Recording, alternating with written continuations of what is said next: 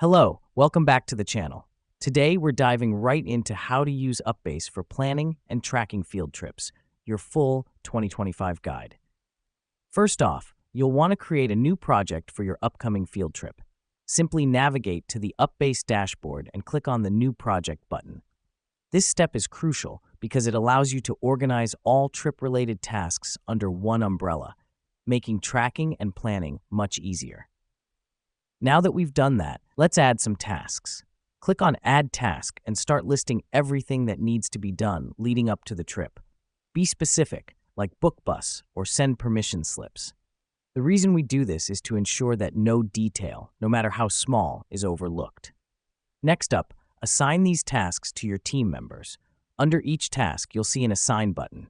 Click on it and select the person responsible. This helps us because it distributes the workload evenly and everyone knows their responsibilities.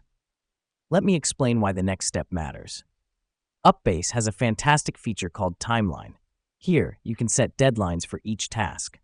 Click on Set Deadline under each task and select the due date. It aids in keeping everyone on track and ensures that all tasks are completed on time.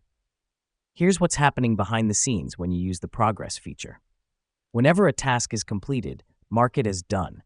UPBASE automatically updates the project progress, giving you a real-time visual representation of how close you are to having everything ready for the trip. Lastly, don't forget to use the discussion feature to keep communication open. Post updates, ask questions, and share information with your team all in one place. It makes coordination seamless and efficient.